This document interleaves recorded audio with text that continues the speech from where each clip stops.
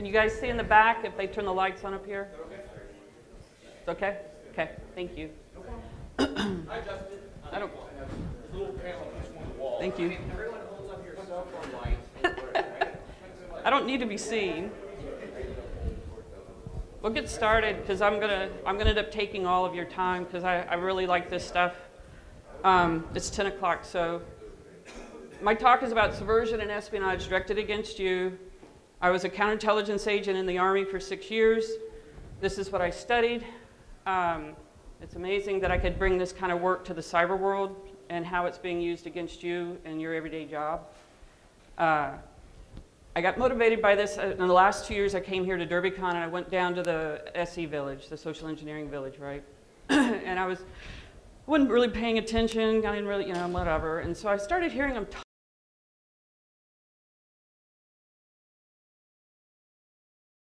talk, and they were talking about how, as social engineers, if they do their job really well, you get fired. And that's kind of made me mad when I heard about that, because they're using tried and true techniques against you that I was taught as a counterintelligence agent you were doomed to fail to begin with. But you're going to get fired over it. So it kind of made me realize you guys need to understand what you're facing. And if you've been paying attention to the news, and we'll go over a lot of that, you'll see that this is going on every day. It's probably your coworkers if you're not paying attention. And it could end up being you. And I'll talk about some of the reasons why you can get targeted and used to commit espionage against the people that you work for or your country, right? So real quick, though, I don't want to be too serious. How many of you are willing to admit you serve in the military? Who? Contractor for the military count? No. Okay, okay, I served in the Army, so I'm going to go hua if you served. So, the rest of you in the other branches, you know who you are. But, so, Army. But, so I served during the Cold War, before the wall came down. I was in Germany when the wall came down. And this is a movie called The Bridge of the Spies. Yeah, I think it's Bridge of the Spies.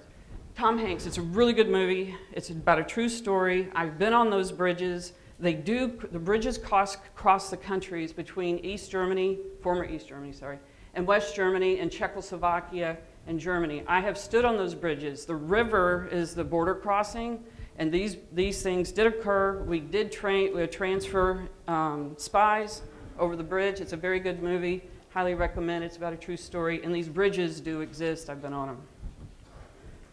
So a little bit to let you know, espionage, this is not it. I did not see any of these men dressed like this, and I didn't know, and they didn't teach us to dress like this as women. But it's really cool. But what happened is, last year when they were doing a talk down in the SE Village, one of the red teamers was talking about how when he went to a bank, the pen test was to go get the server, go be in the data center, get into the data center and get to that server in the data center for a bank. So instead of going to the headquarters, he went to one of the branches, and he knew he showed up early enough that he could watch all the employees as they walked in. So he profiled the employees as they were walking into the office, so he knew which one he was going to approach and social engineer. So he goes up to one of the tellers, and he said, I want to create an account. Will you help me out? He's dressed in a nice button-down shirt, nice pair of khaki pants, right? Sure, come over here. I'll help you out. What can I do for you? And as they started, he said, I need to go. Can I take a break and go to the bathroom? She said, sure, it's down the hall. When you're done, come back, and we'll finish it up. So when he walked out of the men's bathroom, he stood down there apparently long enough that she got distracted with other customers. So he walked out, and there was an empty office across the way. He went down, sat down, and started hacking at the network. He was in there for an hour before anybody started paying attention to him because he looked like he was from the home office. The home office shows up all the time. You don't know everybody who walks in. So he had been in there for about an hour before the bank manager went in there and said, who are you and what are you doing? And that's when they discovered that he had been hacking at their network for an hour inside the bank. They fired the teller. That was what upset him, because he's like, I do my job right, they fire you. And I walked away getting a little peeved about this. And then he talked about another story, and he said that same thing, he had to go into a data center, but this time they had 24-hour guards outside the data center. So he struck up a friendship with the senior guy on shift. And he's talked to him for an hour, and he said, you know, he pretended to be a fire extinguisher inspector. And he knew there was a fire extinguisher in the server room where he needed to go. But he had already done the perimeter, you know, and so he struck up a relationship, friendship, or talk with the lead guy, and he had to get past him to get in the room. Both of them were veterans. They both served near each other. You know, they ended up hugging each other before it was over with, what he said. And he goes, you know what, I got one more extinguisher. I need to be in that room. Can you help me out? Can you get me in there? Yeah, sure, I'll walk you in there. I'll escort you in there. He did. For some unknown reason, he got a text message to leave. The guard did. So he left. He goes, I'll be right back. I'll leave you in here. I'll be right back. That was the winning ticket. He found out the next day they fired everybody on the shift. They let go of that company that was doing the security guard. So that's where I was, got a little going, you did not train them right. You get an hour of security awareness training a year for compliance, but you do not change your behavior in 1 hour of training a year when you're doing your job every single day that doesn't do with that, right? So I was driving away from Derbycon going, God bless, you know, you guys are facing an adversary that I was trained as a counterintelligence agent. This is, you're not, I'm sorry, they're good. And they know what they're doing, and they will use you and your personality against you to get what they need. And that's just pen testers and red teamers, much less nation states, China, Russia. A guy, I'll quote you a quote, Vietnam. But this is what I came across this article as I got home, and I love this because it's not security awareness. I need your behavior to change, right? How many times, and I did this the other day, I couldn't believe it. I clicked on the freaking link. You've been pissed. You know, but we still do it. This is our, you know, we still do it. And so we need your behavior to change. So what I want to try and do, instead of security awareness, we need behavioral infosec. We need your behavior to change because you are our users. You are our last defense. If they made it all the way down to you, they got through everything else. And that's another thing. If you'll ask a red teamer, if I can't get through your network, I'm showing up in person. And it's game on. And it is you against them, and they're determined to win, and they will. And I'll tell you some stories where they use things. I was a little surprised to win because it's a game. In my opinion, it's a game. Edward McCabe, I love talking with him, and I love his quote, my zero-day exploits are your employees. He's a red team company, pen test company. My 0 days are your employees. I don't have to know technology. I don't have to know code. I don't have to know Python. I don't have to know what even your perimeter is. I just have to know you. And human behavior, you've been studied. It's all in books. You're easy to figure out, I'm sorry. Most of your guys, too, it's easy. I'm sorry. I'll tell about why I love it. But the InfoSec, you know, and the reason part of it is I'm a little passionate about this, because if I'm going to get fired because I was social engineered, no, damn it, you used tradecraft against me. I was set up for failure. You compromised my principles or whatever. You'll hear a story about how someone did that. But you need to become enlightened about you and you as an individual and what you're going to face. And this is somebody, Sophie Daniels, somebody I would follow on Twitter. She freely says how she was able to social engineer and do her red teaming and get into that server room, get into where she was supposed to be. And the thing that got me is, this is a blog she put up. I did lock picking, dumpster diving, climbing over walls, barbed wire, got to play with cool gadgets. All right, well, I have to admit, as a counterintelligence agent, I didn't get too many gadgets, but I had to do the rest of it. I did do dumpster diving. I did find classified secret information going to war plans in the dumpster. I did climb over fences so I could get to that dumpster. And luckily it wasn't barbed wire, but I've been through those before. But you ought to watch her on Twitter because she talks about how the things that one of them is, she showed up dressed up nicely to work. She needed to get in. She had a badge. She knew what the badge looked like to get in, but it wasn't scannable, right? It was a fictitious badge. So she came in with donuts and something in her hands. Oh, my hands are full. Can you help me get in? And oh, yeah, the guy's like, sure, I'll scan you, let you get in. They scanned her all the way in. My hands are full. I can't, And so we're really a very nice society. We do, do the nice things, and pen testers, red teamers, and nation states will take advantage of those to get into a facility that is locked down. So be mean to everybody who wants to, tailgate you into the office.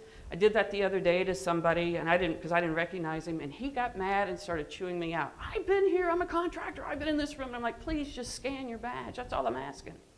You followed me in. I want you to scan your badge. I'll hold the door, but scan your badge. He spent 5 minutes chewing me out for doing it. He was allowed to come in. He finally scanned it, but he chewed me out for it. I'm like, I don't care. Scan it. Do you realize what floor you're on? Scan it. So make people mad if you have to. Yeah. I'm a contractor, and I had to do that to a GS-15, and I said, I'm sorry, sir, I don't know you need to scan your badge or I can't let you pass. Exactly. And he looked at me, and he said, really, you don't know me? I said, yes, I'm sorry, I don't know you. Please scan your badge. And he did, and then he thanked me. So not everybody's an asshole. Thank you. Very good. Very good. Follow her. She talks about it. She's very good. Why use social engineering? Well, I'm using the words because that's what you're familiar with. We use it because it works. And this is a quote: there is no patch for an untrained user and even an experienced security professional who forgets in the heat of the moment to follow what they've been taught. I clicked on the link last week. I was so pissed. They were, I have to say that was pretty good what they did. It was pretty good, and I was busy and wasn't paying attention. Social engineering, I thought the word really was a 21st century word. I didn't realize it had been around since the turn of 1900, 1899. We don't use it as much, right? But any act that influences a person to take an action that may or not be in their best interest. Chris Hagney, he's here. I recommend you go, listen to what he's doing, and just realize the common everyday things they're using against you as a red teamer. In any red teaming effort they're doing, also nation states, and even other businesses. Well, I'll cover some of the businesses that are targeting you to learn the secrets of the business you're in, and these are U.S. companies on U.S. companies. One of the stories, this one freaked, okay, I won't say that word. I was a little disconcerting when I realized how far a red teamer would go. Last year they had a panel, and they were talking to them, and they asked them, said, how far would you go as a red teamer to compromise somebody, to get them to talk, to get your goal? It was kind of funny. One of the gentlemen, young man, he goes, look at this. Who can deny this? And I swing both ways. I was like, wow. Woo, okay. And that's just a red team company. That's not a nation state. And so I walked out, and I was talking to a friend of mine, and I'm like, did you see? And he goes, I got one better. This is what we did. We were supposed to get the system administrator's user ID and password, which happened to be a young man on the network. They profiled him, and they noticed on his social media that he liked the women. He was either recently married or his wife has just got pregnant or just had a baby, one of the two. He hadn't been married very long, but they noticed apparently from his social profile that he was interested in women. So they had a beautiful woman on the red team. She was a lesbian. They asked her, would you be willing to compromise him? She said yes. So she showed up, became a coworker of his at work. I'm not sure how long they started working together. When she finally convinced him to meet her at a hotel room, I guess it was a motel, because they took pictures of him walking up to the door. She showed up, then he showed up. They got pictures of her going in the room. They got pictures of him going into the room. She got into sexy lingerie because they have pictures of her in the room in sexy lingerie with him in the door. He walks in, shuts the door. She goes, I'm not going to do it, but I don't need those pictures, right? So the next day, he gets to work. He gets a demand. Give us the user ID and password to the network. He said, no. The next day, they sent him pictures of him at the hotel room with her in sexy lingerie in the room. We're going to send these to your wife and your boss. Give us the system ID, user ID, and password. Okay. Pen test over. We have one. Red team, and I didn't have to know a lick of your code. I didn't even have to know what your perimeter looked like. I showed up and took it out on you, right? How much code did you have to know to do that? And I was like horrified. I'm like, really? You might have just got him a divorce or something. And he goes, what I did, the reason we did it is one, and you have to think about it, the company wanted him to be targeted. We want your system ID to the network. So they targeted the young man, the company did. So he goes, I proved to them they didn't have any protection to protect this young man for whenever he got into this kind of compromising situation. I'm like, oh my God, I don't know any policy at any company that would cover that scenario to help you out. I have never seen one. I've been doing business for 20-something years, and I've never seen a policy that says, if you've been compromised sexually, you were to go report this to so-and-so. And I've asked CISOs, do you want to know when this? No, I don't want to know that. But apparently they didn't know what the kind of pen test or red team that they were going to get done against their system ID, their sysadmin. Now that is a US company using that against one of their own employees. Scary. Espionage has been around since the 1700s, which I think it's been around longer than that. Gathering and transmitting or losing information related to national defense, that's technically espionage. As a counterintelligence agent, if I've read people their rights, I've had to, I won't say interrogate because that's a different team that does that, but I did have to question people about their activities that led me to believe to bring a charge of espionage against them. To do that, you have to have where you have actually handed the information over to another entity. Non-US entity, most likely, and they can be friend or foe. Israel, we have a guy that just got out of recently on a life sentence because he gave information to Israel. They're a friendly country to us. He got charged with espionage in the 80s. He just got out. He did get a life sentence, and I think one of our presidents pardoned him, which is okay, I think. Nobody got killed over the information that he handed over, but he still gave it to a non-US entity. And it's the handing off. I have to have evidence of you handing it off. I almost have to watch you do it to bring charges of espionage against you. The cases that I worked on, because if I couldn't find that an image or be witnessing that, you got charged with mishandling classified information, got an Article 15 and kicked out. Spying, some of the illegals program, if you remember this a few years ago, the reason it was called the illegals program, these were 10 Russian nationals that came into this country illegally and assumed U.S. citizen identity. They took dead people's IDs, children, whatnot from years ago. Nobody questioned it. We sent them back, and I'll show you a video on some of this, but we sent them back and let Russia know that we knew what you were doing.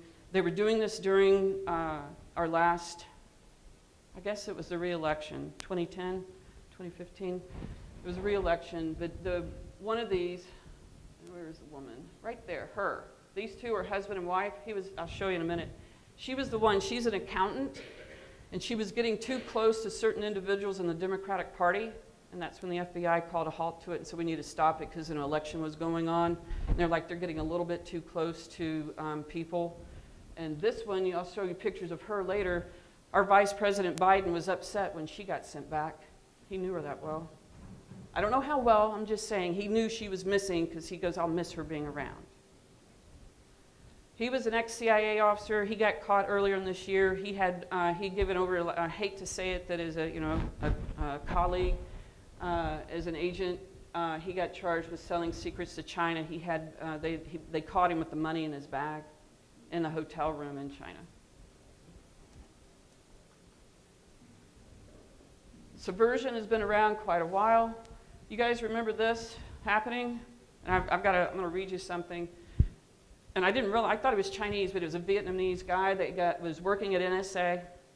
He took home classified information, or took home some of their, the shadow brokers released, right? He worked on the team, the TAO team, very highly classified, highly skilled group of hackers that work at NSA. That's where he worked. He took their stuff home. He put it on his home computer. He had Kaspersky antivirus running. Kaspersky, if you don't know it, is a Russian company. The president is ex-GRU. He says he doesn't work for them anymore, right? Like you don't do that anymore. And so because what they have, if you use Kaspersky, they have triggers on their software. If they see certain executables running on your computer, they take a copy of that and send it back to their servers to review. Well, for 5 years, they've been copying things that he was storing on his computer and sending it to Russia. He says he didn't know. I kind of believe that, but I think he was doing other things for other people. So I'll read to you. This just came out yesterday. This is his defense. He's 68 years old. He wanted to retire. He was due to retire in a few years, and he said in a letter to the judge, I wanted to retire at a higher pay grade so to increase his pension payments. Hold on. He took home the classified hacking software tools and documents and stashed them in various places around his house in order to get a better performance review. Right. He felt that he needed a boost, given that his English was shaky and he had limited social skills, impediments that kept him from properly learning about the hacking tools that were part of his job. So between 2010 and 2015, he took home top secret information. I'm assuming he was reviewing it, but just to let you know, that defense has been taken. You might want to use a different one because that's... I'm just wondering how you're going to get the bullshit off of your screen. I know. He got 5.5 years. He got 66 months. It just came down. And he got 3 years supervised at the other end. Personally, what I think it was, he got a job with NSA, and I think somebody approached him and compromised him. And I do believe he wants to make more money in retirement. So he probably did another way than in a pension plan. For 5 years, you were taking it home to improve your ranking in your grade, your GS grade, right? So that's kind of interesting. But I think, in a way, I call that subversion because Kaspersky really didn't tell you that they're monitoring your anything you have on your laptop. They are making a copy of it and send it back to the home office. And I'm pretty sure they're not the only ones who are doing that on any software that you have installed on your computer. Uber, if you heard about Uber that happened earlier, this is the part that I like. What happened is Uber had employees at one of their competitors as employees over there handing back information to Uber. I want to say it was Lyft, but they had employees in the company that were taking their ideas and sending it back to Uber. So Uber knew where they were standing with their competition. But this is their new general counsel. What he told them after he took over, after this became public knowledge, to be crystal clear to anyone that is working on any kind of competitive intelligence project, I like how we call that, that's spying, that involves the surveillance of individuals, stop it now. He was telling them, stop the espionage efforts, stop the subversion efforts. We can be competitive other ways than you going over there and stealing the information from them. That's a U.S. company on a U.S. company. This one is interesting. A Chinese-Canadian national. He came down to a company. Med Robotics is a U.S. company. They make body parts. And they had been approached many times in the past from China. They wanted to have, we want to invest in your company. Well, yeah, you want to take my secrets, but, I want to invest. And they kept turning it down. No, I don't want to do it. So one day, the president of the company, he was walking out into the day. He had to walk by a conference room to get out. He noticed this young man, or this man in there, had 3 laptops open going at it. So he stopped in. He's like, can I help you? And he goes, oh, I'm here to see the CIO or whatever, the CTO, not the CIO. And he goes, well, he's not here. Well, I'm here to see another, and he goes, well, he's out of the country. Well, I'm here to see the CEO. And he goes, that's me, and I don't have an appointment with you. What are you doing? And that's when he called the FBI, found out that he was in there trying to connect to their network so he could download their secrets because they weren't willing to do it the other way. But his argument, I really like this point, his argument in the court papers said that he suffered a brain injury in an accident in 2012. This is his defense about why he was doing this. When he was a partner at a Chinese patent law firm, that he was struggling to accept the fact he was no longer brilliant. Okay, that's been taken now, so if you need that as your defense, you might want to come up with another one. I don't really, that's really, lawyers, God bless you guys, you can do this, but without laughing, I'm going to defend you, and this is what your defense is going to be, okay? So let's see if this starts. Damn it. Come on. Counterintelligence, we're up against the most sophisticated enemy in the world. Super secret spies working next door. They look like us. They speak better English than we do. How you doing, Stan Beeman? My wife, Elizabeth Page Henry. What do you do, Stan? I'm an FBI agent. Have to make sure I don't do any spying around here. The Americans is a somewhat sensationalized version of Soviet espionage in the United States. In fact, most Soviet spies in this country were Americans, not Russians, posing as Americans, and they didn't engage in murder, kidnapping, the kinds of dramatic episodes that appear on the American. Well, the Soviet Union had two kinds of agents in the United States. The first kind were legal officers who would be attached to the embassy or a consulate. Then there were the illegals, who were people that came to the country, into this country illegally and lived as ordinary Americans. The couple in the series are illegals, that is, they are Russian citizens who are in this country illegally, posing as Americans. They have jobs and they spy on the side. When the Soviet Union recruited illegals, they were looking for people that were ordinary, that could blend into the United States. I fit in like I was supposed to. One of the advantages of recruiting people for the United States is that this country has a very diverse citizenry. So even somebody with an accent, say, can still pose as an American. The most important job that the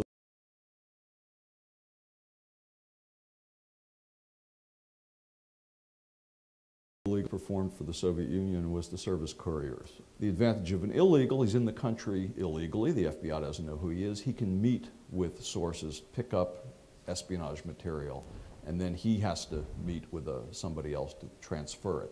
But it's the anonymity that's important. Occasionally couples would serve as illegals. There were instances where you had couples who were not illegals, they were actually Americans spying for the Soviet Union, and the Soviet Union then attempted to recruit their children as spies. The center started a program to develop second-generation illegals. They want Page to be next. The illegals were not executed. The United States and the Soviet Union had a kind of implicit deal that they didn't do that sort of thing, which is also why one of the themes of the Americans are, all these assassinations and so on. Occasionally it happened, but it was quite rare, and certainly not in the 1980s. Countries never cease spying. Russia has historically used illegals. No doubt they will continue to use them, but they're very expensive, and it costs a lot of money to train them, and it costs a lot of money to maintain them. Counterintelligence Stop work for a against the second. most sophisticated. I'll tell you something. I was at Derbycon in Black Hat, and there was a GRU. Is it Bartowski? Is that his name? Last name? Something like that. He was GRU, and he was a counterintelligence agent during the same time that I was. And he was over there signing books, and I went up to him and I wanted his autograph. And and so and a friend of mine said, "You want a picture with him?" I'm like, "No."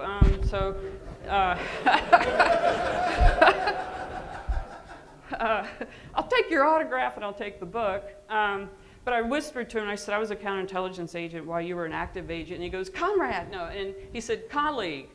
And I was like, yeah. And he goes, what is going on with your country? And he just said, you just heard what he said, that it was very expensive. And he goes, they're not training them very well. And you guys aren't paying attention. What is going on? And I said, I think you hit it. We're not paying attention. We're not, we're too easygoing. We're not paying attention. We think everybody's friendly and nice up front until you prove us wrong. And he goes, yeah, that's going to be your problem. And he was on, and we'll go over one of the articles, but you've got to have heard what was recently coming out in the news. The young woman was honest about, I work for the Russian government. Oh, come closer to us in the NRA. What up, Anyway, but yeah, if you paint, it's interesting. But this is the couple that that show, The Americans, was really about. She's the accountant. He was a stay-at-home dad. They have pictures of him. I've seen the video. They have pictures of him in New York in the subway system as he's going up the stairs. Someone else is coming down, and their hands are passing each other, and that's the handoff. That was the passing of information. He had the free time during the day to go do all of this, meet in parks, put stuff in trash cans, stick things underneath stools. And technically, I have to have, for me to charge you with espionage, I have to have you dropping it off, and I have to have the other side picking it up. So, and there's signals, trash can markings, and all that stuff. Yeah, there you go. Love and life, right? Coors Light. But I'll be honest with you, I tried to watch the show The Americans, and I watched one episode, and I can't watch anymore. It's true. The episode they were talking about was the one where, as an agent, I was married at the time, and I had to tell him, I can't tell you where I'm going, I don't know when I'll be back, but and I can't tell you, why. And he's like, And so that was the episode they were talking about, and how the family was struggling with the agent. I got to go do something, but I can't tell my kids what I'm doing. I can't tell my friends what I'm doing, that kind of thing. And I felt exposed. The stuff in the show is right. It's apparently an ex-CIA officer that is writing the articles. So he's using true stuff. So it's a very good show, and it's really kind of like, that stuff that I was, you're showing everybody how to do this, quit. Don't make it easy. And it is. You just have to be good at it, don't get caught. Don't get caught, right? Anybody remember that? Yeah. All right, that ages some of us, right? But this was interesting. This was an interview with a spy master in Russian. When I was going through the coursework and the counterintelligence work, they didn't tell us one of the things, but this I thought was very interesting. This was what a GRU Russian was saying. This is why we should spy, technically. Because it enables us to understand your true intentions. We also understand when you're willing to fight or when you're simply puffing up your cheeks. And I'm like, all right, I like that philosophy. I just don't like how you go about doing it and stealing our information and using it against us. But I thought that was kind of an interesting. He said this is an aspect of spying that is often overlooked. I'm like, yeah, that is true, because I won't think about that. But and North Korea, if warfare was about bullets and oil, until now, warfare in the 21st century is about information. That's what he told his commanders. And if you've noticed how much North Korea has now been behind a lot of things, I've been extremely amazed at how skilled they're getting, how good they're getting. One of the things I was told about North Korea, the reason why they probably did the SWIFT hack is North Korea doesn't sell a GDP. They don't make money in their own country, so they have to steal it. So they go after banks and financial institutions. So that's right now, and they're getting very good at what they're doing. And if I understand it right, a lot of them are not physically in North Korea doing their hacking. They're probably on the coast of China. So if you see the IP addresses coming out of China, that's what I heard. In the old days, in the 80s, trust but verify. We all probably still say that today. That's a Russian proverb. And when Gorbachev and Reagan met, Reagan wanted to learn some Russian, so that's the quote he kept learning in Russian, and he kept saying it to Gorbachev so much that it upset him. I'm getting tired of you saying that to me. But they were trying to tear down the Berlin Wall, trying to merge the sides. But what I find interesting in 2017, I found don't trust and still verify using as a blockchain. And I'm not saying blockchain solves espionage, okay? We think it solves a lot of things, but it is not solving espionage and spying. But I like the way that it verifies the data that it receives from one another to ensure its security. So it's don't trust and still verify.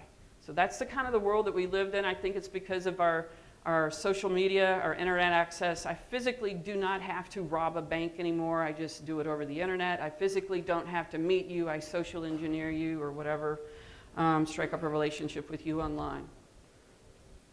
And this is what was just recent. I had to add this.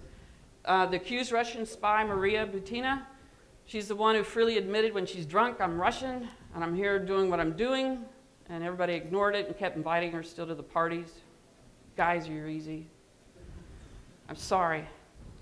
This is Feinstein. She had a 20-year driver. They just now charged him with espionage. He's Chinese. 20 years he was her driver. They just now did it, I think, like this summer, like a couple months ago. It's just how easy. MICE is the motives this is what the CIA uses to train everybody on motives of why people do espionage, why you might do it. Money, ideology, compromise, coercion, blackmail, ego, and extortion. It's amazing that some people would still do it just for ego, but most of the time people are going to do it. You combine these, but we'll go over some of this. But this, if you see this, beware of spies, this came out in World War II. This isn't new. It's still been around. Money. The biggest motivator is money. I'm quoting this, Stasi Super Agent Hall. He was a chief warrant officer in the Army. the case that they're talking about here was during the Cold War, Project Trojan. He had signals intelligence for that, and he gave it away for money. He explained his lifestyle, that he inherited it from an aunt, $30,000 for per the secret that he gave away. I investigated somebody for the exact same thing, charged him with it, had to interview him, his lawyer, which was a JAG officer. We're all in BDUs, and the JAG officer's like, don't answer that, don't answer that. I'm like, come on, we're on the same side. I want to understand why he shipped 25 classified CDs, and this is the days of diskettes.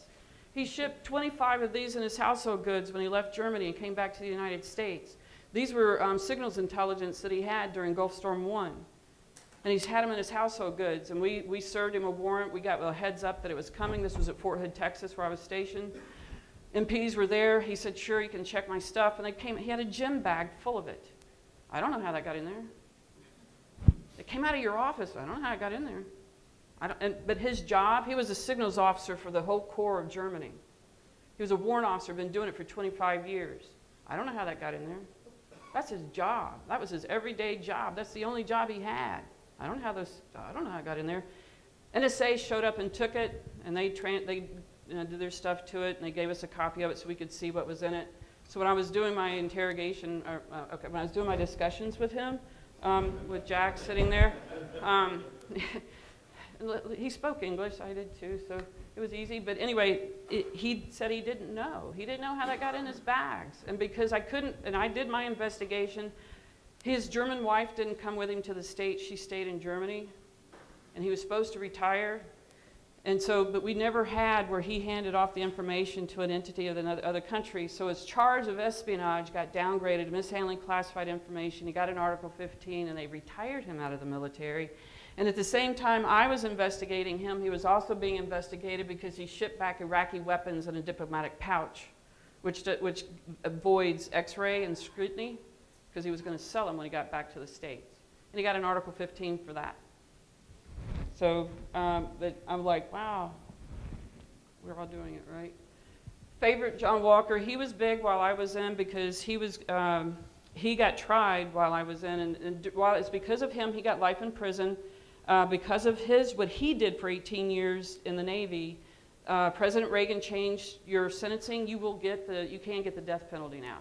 Not just life in prison, but you can get the death penalty because of what he did. The death penalty wasn't available. What he did, people did die because he gave his secrets. Now, his defense, he said, I gave my information to Russia. I couldn't help it that they gave it to somebody we were in war with, Vietnam. They did it. But he did it for 18 years. He recruited his son. His son went into the Navy. He was giving him information. He recruited his brother. He tried to recruit his best friend. He tried to recruit his daughter. She was in the Army. She turned him into the FBI. His wife turned him in 3 times to the FBI. And they're saying the reason why that he got caught was his problems with his wife. Right. But he did it for money.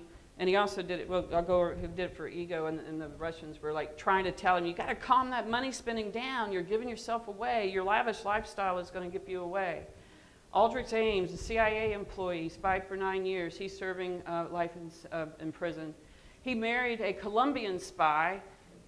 The KGB was so excited about him and his wife getting married, they gave them a $2 million wedding present. That's how good he was.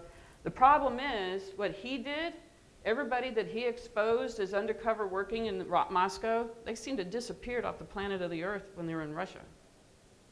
Russia doesn't take it too kindly when a Russian person turns in their own country and spies on them. They so what he exposed got people killed. Part of the classified thing that you have, and we'll go over it in a little bit, it's not so much the information, it's so much how we got it. If you're the only source of that information and I expose the information, I just expose you too. Don't forget that. So if you want to expose information, don't forget you might be getting somebody hurt on the other end who gave us that information. Ideology. This one is really hard for me to go by because I want the money, man. You know, if I'm going to do this and take my country down, I want more than just because I don't like what you're doing. But this is what she did. She was a DIA analyst. She didn't like what we were doing to Cuba. This just happened in the last 5 years. She got she was going to get a 25-year prison sentence, and to keep it out of the news, they fired her. But they didn't want people to know to avoid the publicity of a trial. She got probation. Unfortunately, this husband and wife were spying for Cuba too. He got life in prison. She got 6 years. Political opinions, Recognize these people? Yeah. Reality Winner. That is her name. It is really her name, Reality Winner. Her parents knew that if you read the article on her. Their last name is Winner, and they deliberately named her Reality. She got 6 years in prison, which she did. And I gave this talk at a school down in Georgia, and there was a young man at a college, University of Georgia, and he goes, I was in the hometown with her. We went to school together. I'm like, well, I don't know what to tell you now. Don't follow in her footsteps, or but yeah, I now he's her. Everybody's hero. It's not mine. He's probably never going to set foot back in this country again. Probably never alive. But if he does set foot in this country, he should be charged with espionage. I'm hoping they'll charge him with that instead of the other. Because he freely admits I gave it away. The country freely admits they have it. So I think that proves the crossing of the information, doesn't it? I think that proves the charge of espionage will be given to him, and he can get the death penalty. Putin, I've done nothing wrong. That's what Snowden says. I've done nothing wrong. I'll be honest with you. I'd be more upset. Do not be upset at NSA at what they're doing. We asked them to do this after 9/11. Protect this country better. All right, we're doing it, so don't get pissed off. I'm not selling your information. Now, who is selling it? Facebook. Didn't you just realize that? Facebook, Google, Amazon, they are collecting that information and they are selling it. So don't be pissed off at the NSA at what they're doing. I'm a little passionate about that. Be pissed off at Google and Amazon and get pissed off at Facebook. And I can tell you this much, Facebook is asking businesses to give information on you. I saw the memo. I'm surprised at what Facebook was asking a business to give just for a marketing effort. You'll be pissed when you find out if it ever makes it into the news. You'll be pissed. Coercion or, I just want to, it's the sex, blackmail, whatever. Threatening to release embarrassing information like the young man. That was just a freaking red teamer.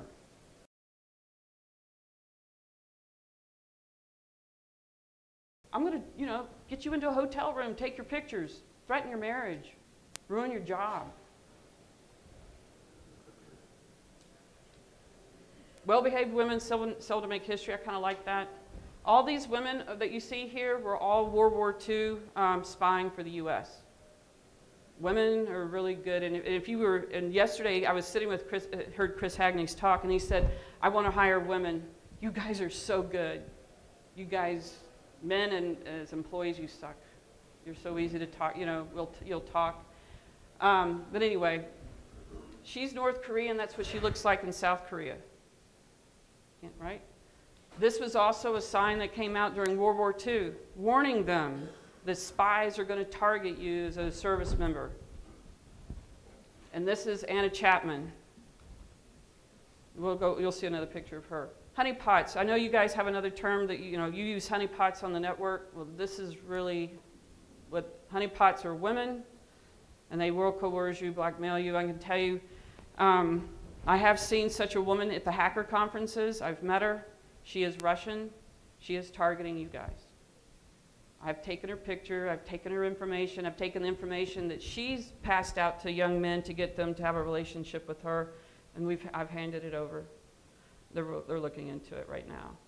But I personally don't think she's spying so much as I think she's a scout. She's targeting you, learning about you. What kind of access do you have? Where do you work? Okay. What about you? Where do you work? Okay. And so she's working away, but she's beautiful. She knows computer programming. She wants to work for the Federal Reserve Bank. But she does stripping and sells drugs on the side. Yeah, I really see how that goes together. And while she was with young man, she's doing a selfie in the bathroom to one of his friends. So be on the lookout. There's Anna Chapman. She is a hero in Russia. She was one of the 10 illegals that we sent back. She has her own talk show, or she did. I'm not sure if she still does. Who's going to say no to that? Biden. Biden was sad when she left. Our vice president. And he was vice president when she left. So that's how close she was. The oldest trick in the book never stops working. Spy agencies continue to use seduction as an effective method of espionage. See if this starts playing. Come on. From this day forward, you will become sparrows. Sparrows. Weapons in a global struggle for power. Every human being is a puzzle of need. You must learn to intuit what is missing, become the missing piece, and they will give you anything. Take off your clothes.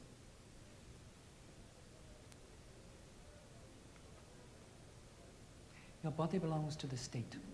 Since your birth, the state nourished it. Now the state asks something in return.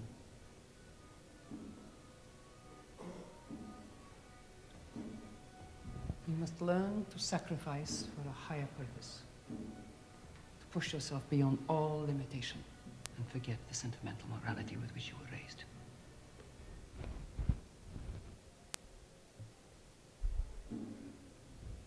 From this day forward.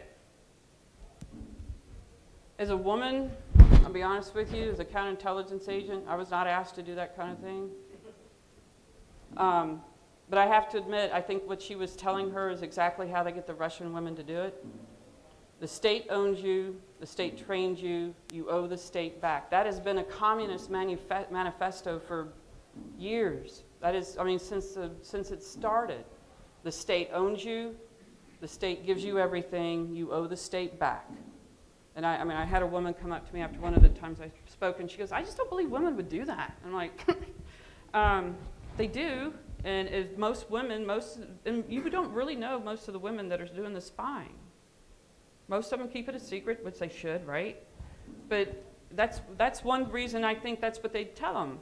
Also, if you'll also notice the opium hack, this is something that concerns me, is because I had a security clearance. And the opium hack is where they got all of my information on my background investigation. Well, they didn't just get mine, they got my children. My spouse, my neighbors, my friends, my co-workers, every place I work. They have all that information. Start paying attention how many Chinese people are getting caught spying in the next few years. They've already started. And part of that, what they do is if you have, the OPM also says where I worked and why I have classified information. So they know, oh, you work for NSA and your family members are still back in China. So they're going to put pressure on you to steal secrets so I don't kill your family members that are still back behind. You're going to start seeing more and more of this coming out. That's why I think the GRU officer is like, you guys, we're not training, the spies don't have to be trained very hard. I just have to blackmail you. And they're getting caught. But you already did your service when you handed over the information. They don't care that you got caught. They just wanted the information that you had access to. And don't forget, it's not just because if you're a government employee, but it could be who you work for.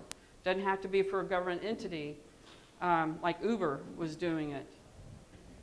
But this, I brought this up here because, you know, this is the part that I've noticed the most. She went to Britain and married a British man so she could get her citizenship. He's now unexpectedly passed away this past year. Interesting enough. But she divorced him as soon as I got married. And you'll hear this in another part of it. And so the the double agent that was released, that got they poisoned him. Yeah, and his daughter, is that the one? Yeah. Yeah. He was part of the illegals program. They switched him. She got sent over, and they released him, kind of thing. So that's why I brought it up. But she's now, Russian spy that I am. I'm going to urge Putin to sink UK ships that are coming in to, make the West come to their senses. This is how, she now has that kind of influence in Russia, right? This is one of the favorite. I like this one, and I know you can't see it. Don't worry trying to read it. I don't want to. Everyone, you got too many words up there. Don't try and read it. The problem is Clayton Lone Tree. He was a Marine Corps guard at the American Embassy in Russia. He, on one day going home from work on the train, a beautiful woman struck up a conversation with him. They ended up striking up a friendship. I don't know why he decided to give her the building plans. We were building a consulate in Moscow, the U.S. was. He shared that with her, gave her the schematics of the architect of what it was. When they finally finished building it, I don't know why they didn't do this sooner, but they found bugs in every single wall, at least 2 bugs in every wall, some in the floors and in the ceiling of every single room in the consulate. They had to go rebuild it somewhere else because of what he did, because he made a friendship with somebody on the train. But she did tell him, eventually, I want you to meet somebody else. Well, that was her handler. And then he decided to give them secrets. And I don't know how long the relationship lasted. He didn't tell anybody until he got reassigned to Austria, and his conscience told him he needed to tell his boss that he had given him the secrets of the American embassy in Moscow, and then they found out they had to go build a new one and get out of it. This one I thought was very interesting. Iranian hackers, if you, Mia asked, you guys read about any of this in the past year? They stole a young woman's Facebook persona profile, her pictures, her postings. They stole that, and they started targeting middle-aged men who worked as technicians or engineers in the Middle East. Some of those were in addition to Israel, India, and the United States. She was targeting these specific men, and eventually, when she got a relationship talking with them, she would share photos and have them click on the photo. That downloaded stuff onto their computers, and that was how they were collecting information. I thought it was really interesting that it was Iranian hackers that did this, considering their religion and women and whatnot, but that's how they used it against you. They understand your weakness. Now this one, I love this one. This one, I can't say that any secrets were given out. I know people that worked with Petraeus. What a name. But they said he's a... Yeah, no, I know. That they said he was a great general in the military, which is really interesting. And I'll tell you at the end. You're going to hear at the end why I call this interesting. These two stuck up a relationship. She was his biographer. She was a West Point graduate. She and he were sharing an email account. They weren't actually hitting send. It was drafts, right? Just keep it in the draft folder. So there's no sending, so they could talk to each other this way. For somehow or another, she got mad at her. And she goes, leave my guy alone. Jealous of her closeness to Petraeus, anonymously sending her, she was sending her emails. She also had a relationship with this general. These guys are all down at SOCOM, down in Tampa. And Jill Kelly, is a social liaison at MacDill Air Force Base. She's not in the military, neither is her husband. Has no relationship other than she lives near MacDill. She has a lot of parties, and she invites generals to it, of our military to the parties. So now, why did she think she was doing something? Well, I'll give you my theory on that in a minute. But so she sent her threatening email, leave my guy alone, and because she was doing stuff with him. So she got concerned about the threatening email she was getting, so she sent it to her friend, FBI agent over here, who was sending her pics of his abs. And I can tell you as an agent, damn it, I never got any. I didn't know. But she told him, hey, somebody is threatening me. I don't like it. So he started an investigation, and he uncovered all the affairs that were going on between him and her. He lost his job. Nobody knows, nobody paying attention. She's first-generation Lebanese. But she's in a social liaison. They let her on post without a sticker. Without a post sticker. She doesn't have any reason she doesn't have a job on post.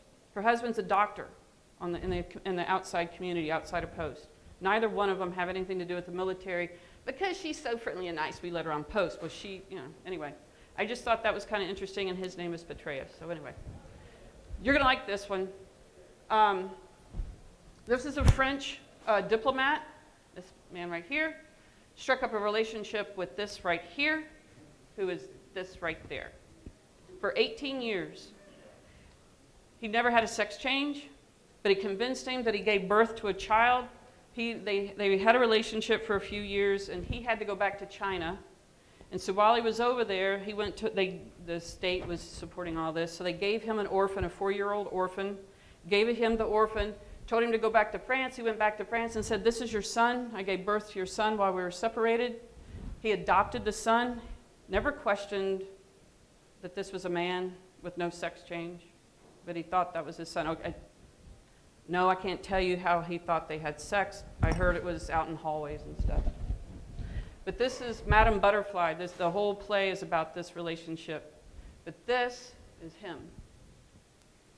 And during, you notice that I really hounded on the women being your targets. But after World War II, a lot of the East German spies didn't have anything to do. And there was a lot of West German women that were widows because their husbands died in the war. So the East Germans sent them to West Germany and they married them. So they, okay, you got it right. Okay. Ego, ego and pride is motivating spies to observe. It's hard to demonstrate. Robert Hansen, he did it, and I'll show you in a minute, but he did it because he was being passed over promotion. He was an FBI agent and he spied. So I'm going to show everybody how good I am. You passed me over, so I'll spy. I'm an FBI, I can do it. Family of spies, this is also another issue with the Walker. The character traits that made him such a successful spy for us, this is Russia talking, made him a successful spy were also the main reasons that led to his capture. The truth will come out in such men if your ego. But part of their personality is not to listen to our warnings. Is some of the ego and the spying is, and they were told, tone it down, stop, take it easier, and he got caught. And there's your Hansen.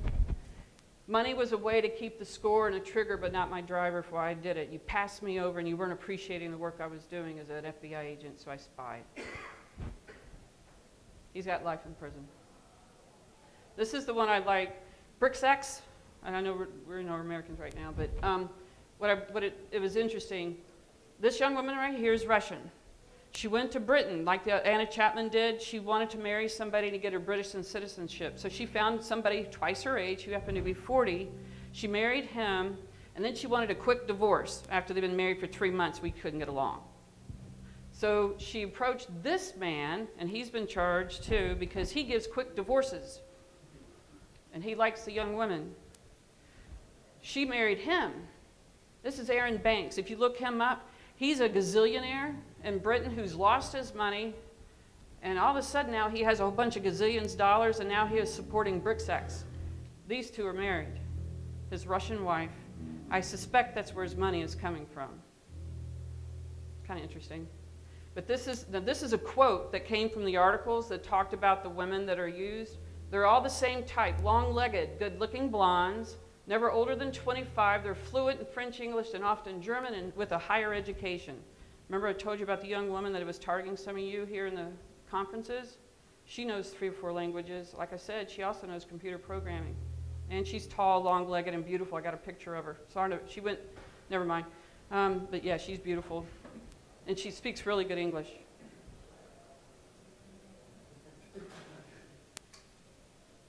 That's true.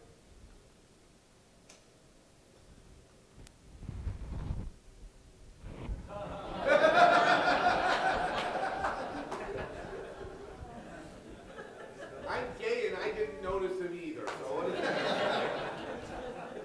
I was showing this at work and to my coworkers, and there was a young woman in the room. She goes, "I didn't see King Kong either." And she goes, and I don't mean anything about you. And I'm like, But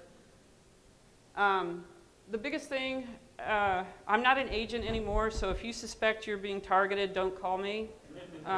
Don't tell me, because I'm going to tell you to go call the FBI. If you suspect something like this is happening to you, and I've even talked to CISOs, do they want to be told if you think that maybe you're a red teamer or a pen tester is targeting the CISO's like, I don't want to be told. And he's probably...